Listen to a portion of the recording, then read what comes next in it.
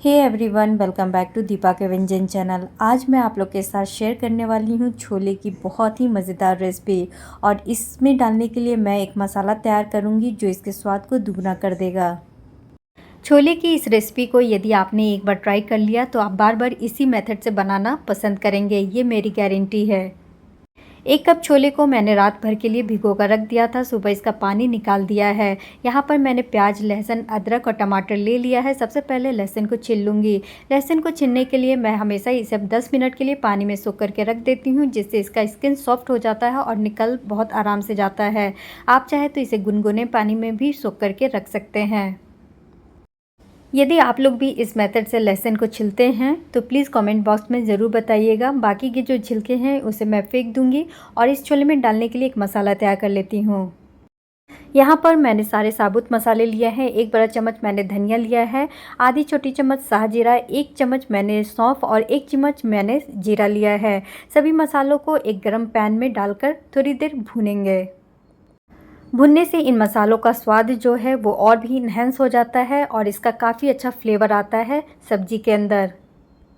मसालों को भूनते समय मैंने गैस का फ्लेम बिल्कुल लो कर दिया है और इसे लगातार चलाते रही हूँ।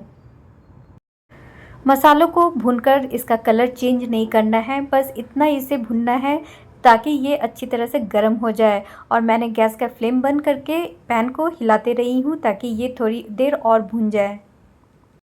मसाले ठंडे हो जाए इसके लिए मैंने इसे ट्रांसफ़र कर दिया है एक बड़े से प्लेट में। अब चॉपिंग कर लेते हैं।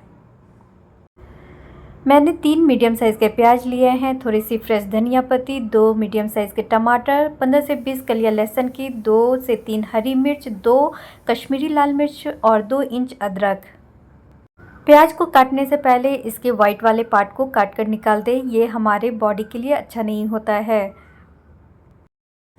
मैंने सारे प्याज के वाइट वाले पार्ट को काट कर निकाल दिया है। अब मैं इसे लंबाई में काट लूँगी। आप इसे रफली चॉप भी कर सकते हैं क्योंकि इसे हमें भूनकर पीसना है, इसलिए मैंने कुछ ऐसे लंबाई में इसे काट कर तैयार किया है। प्याज भी कटकर तैयार हो चुका है। अब हम काट लेते हैं टमाटर। टमाटर को काटने के पहले मैं इसके बीज को निकाल देती हूँ, ये भी हमारी सेहत के लिए अच्छा नहीं होता है। जब भी आप टमाटर काटें सीड के पार्ट को काट कर निकाल दें, फिर आप इसे चॉप करें। यहाँ पर हस्बैंड भी मूली काटकर अपना चॉपिंग स्किल दिखा रहे थे, उनका भी चॉपिंग स्किल अच्छा है। चॉपिंग और मसाले का काम हो चुका है। अब मैं यहाँ पर प्रेशर कुकर को रख रही हूँ हाई फ्लेम पर, ताकि प्रेशर कुकर अच्छी तरह से गर्म हो जाए। जैसे ही प्रेशर कुकर गर्म हुआ है मैं इसमें डाल दी हूँ 4 से 5 चम्मच कुकिंग ऑयल। मैं यहाँ पर मस्टर्ड ऑयल का यूज़ नहीं कर रही हूँ, आप चाहे तो कर सकते हैं। जब तेल अच्छी तरह से गर्म हो गया था मैंने इसमें डाल दिया है प्याज और प्याज को लगातार चलाते हुए थोड़ी देर भूनूंगी। प्याज इधर भून रहा था, अब मैं मसालों का एक पेस्ट तैयार कर लेती हूँ। तो सबसे पहले मैंने लिया है छोटे वाले मिक्सी जार, उसमें डाल दी है हरी मिर्च, अदरक, लहसुन और कश्मीरी लाल मिर्च। मसालों में मैंने थोड़ा सा पानी ऐड किया है और इसका एक फाइन पेस्ट तैयार कर लूँगी। इधर बीच बीच में मैं प्याज को भी चेक कर ले रही हूँ, कहीं ये जल ना जाए। इधर प्याज में भी हल्का हल्का कलर आने लगा है, तो इसे हम बीच बीच में चलाते रहेंगे। मुझे अचानक से याद आया कि मिक्सी जार का जो ढक्कन है वो मेरे पास एक है, तो सबसे पहले हम मसालों का एक पाउडर तैयार कर लेते हैं, उसके बाद मैं मसालों का पेस्ट तैयार करूँगी। यहाँ पर मैंने रोस्टेड मसालों का पाउडर तैयार कर लिया है, इसे थोड़ी देर के लिए साइड में रख देते हैं। अब मैं अदरक, लहसुन, हरी मिर्च और कश्मीरी मिर्च का पेस्ट तैयार कर लूँगी। प्याज भी इधर काफ़ी अच्छी तरह से भूनकर तैयार हो गया है, इसका कलर काफ़ी अच्छा आया है, तो मैं इसे एक प्लेट में निकालूंगी ताकि प्याज ठंडा हो जाए। प्याज को ठंडा होने के बाद हम इसका एक पेस्ट तैयार करेंगे। अब बचे हुए तेल में मैं डाल दूंगी कुछ साबुत गरम मसाले। जैसे मसालों में मैंने लिया है 2 से 3 तेज पत्ता, 1 इंच दालचीनी का टुकड़ा, 2 से 3 बड़ी इलायची, 2 से 3 छोटी हरी वाली इलायची, 2 से 3 लौंग। तड़के को मैंने अच्छी तरह से भूना है। उसके बाद मैंने इसमें अदरक, लहसुन, हरी मिर्च और कश्मीरी मिर्च का पेस्ट ऐड करके इसे भी थोड़ी देर भूनूंगी। गैस का फ्लेम मैंने यहाँ पे लो टू मीडियम रखा है। इधर प्याज भी ठंडा हो गया है, तो इसका हम एक पेस्ट तैयार करेंगे। प्याज को पीसने के लिए मैंने इसे छोटे वाले मिक्सी जार में ट्रांसफ़र कर दिया है। अब मैं इसमें डाल दूंगी टमाटर। यहाँ पर मैंने 2 मीडियम साइज़ के टमाटर लिए हैं। प्याज और टमाटर को भूनते समय इसमें पानी ऐड नहीं करना है। यहाँ पर मैंने बिना पानी के ही इसे पीसकर तैयार कर लिया है। तो इसे थोड़ी देर के लिए साइड में रख देते हैं। मसालों को भुनने के बाद मैंने इसमें छोले डाले हैं। साथ में 1 कटोरी मैंने काला चना ऐड किया है। छोले के साथ काला चना काफ़ी अच्छा स्वाद देता है।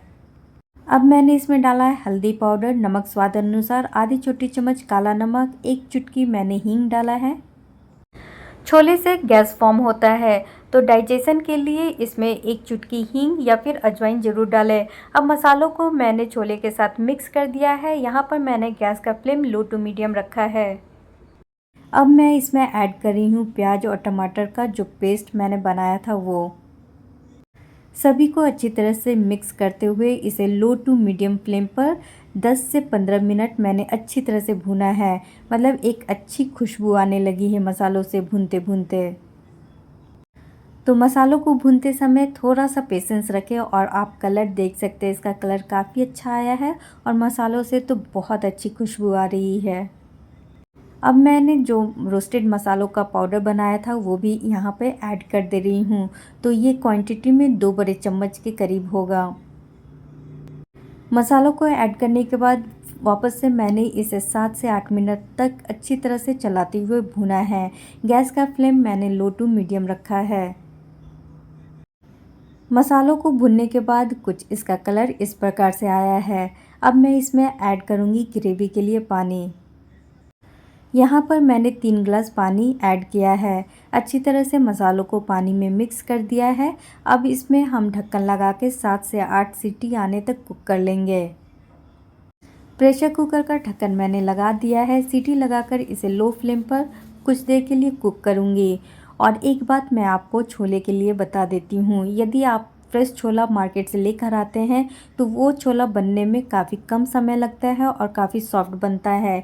यदि आपने छोला पहले से ख़रीद के रखा है और काफ़ी टाइम से ख़रीद के रखा है तो उस छोले को गलने में समय काफ़ी ज़्यादा लगता है। तो इस बात को हमेशा ध्यान में रखें जब भी आप छोला बनाने जा रहे हों। जब तक मेरा छोला बन रहा है मैंने यहाँ पे चावल और सैलेड भी बनाकर तैयार कर लिया है। मुझे पर्सनली चावल छोले के साथ काफ़ी पसंद है तो मैंने यहाँ पर सैलेड भी बना लिया है और यहाँ पर लास्ट सीटी भी कंप्लीट हो गया था।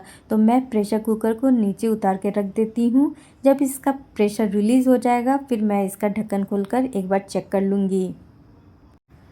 तो ढक्कन खोलते ही काफ़ी अच्छी खुशबू आई है। मतलब लिटरली मेरे मुंह में पानी भर गया है और इसका कलर भी काफ़ी अच्छा आया था। फिर मैंने अच्छी तरह से इसे चलाया है ताकि ये थोड़ा सा थिक हो जाए। और यहाँ पर मैं एक छोला आपको प्रेस करके दिखा रही हूँ। काफ़ी सॉफ्ट छोला बना है। मैंने डाला है इसमें थोड़ी सी धनिया पत्ती, इससे इसका स्वाद काफ़ी अच्छा आएगा। वापस से मैंने अच्छी तरह से छोले को मिक्स कर दिया है। छोले की इस रेसिपी के साथ मैंने गर्मा गर्म स्टीम राइस सर्व किया है।